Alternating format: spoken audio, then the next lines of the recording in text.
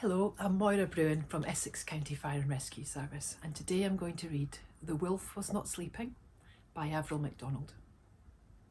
Deep in the forest one dark winter's night, in a small cosy bed by the firefly's light, a wolf lay awake.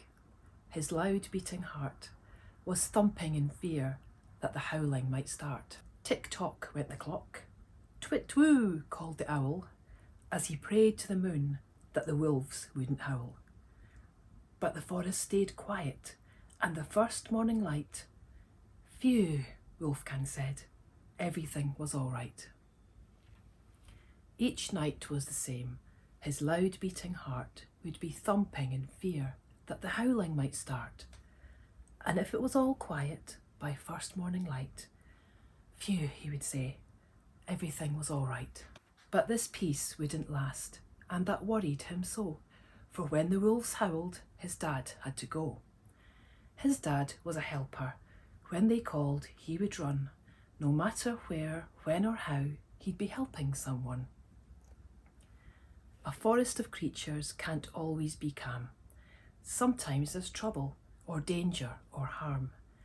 And if there was trouble, the wolves let them know, and their howling would summon the helpers to go. Wolfgang imagined such terrible things, like fire-breathing dragons with large scaly wings, monsters in caves, scary trolls and the like, giant trees falling down from a great lightning strike.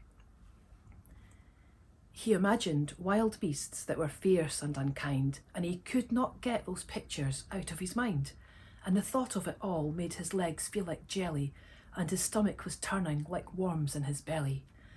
So he lay awake, worried, each night in his bed, and was falling asleep in the daytime instead. Now, this was a problem when friends came to play, for playdates most often are during the day. And when Wolfgang was it, or his turn came around, he was fast asleep somewhere and not to be found. Snoring away he'd lie, curled in a heap, in a game one could only call hide and go sleep.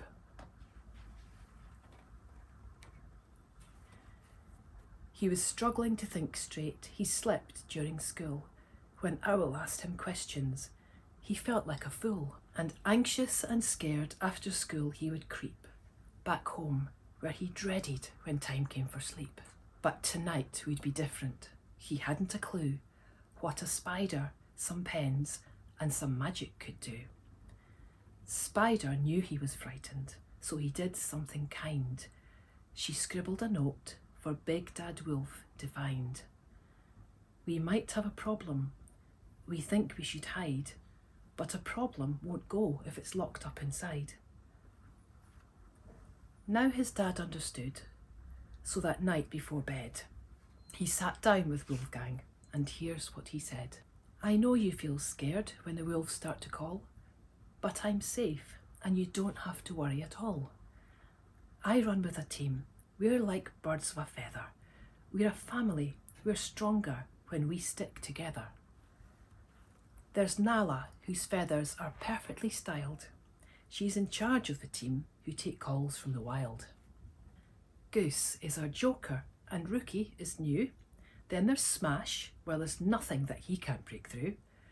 There's Crazy Pants, Hollywood, Lazy and Slick, and Speedy the cat, and she's so nimble and quick.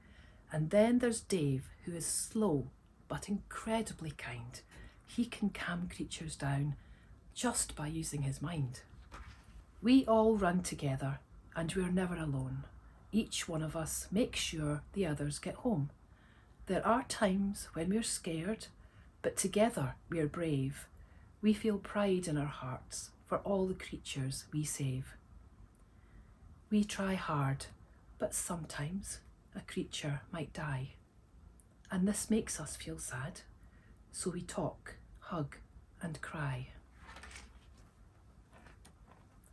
A lot of the time though, the problems are small, like when dragons are not safely sneezing at all. The wolves, when they howl, tell the world that we care, and that if anyone needs us, they know we'll be there. So the next time they howl and I run to the door, you need not be worried like you were before. Wolfgang just loved that he now knew the team. He'd learned things aren't always as bad as they seem.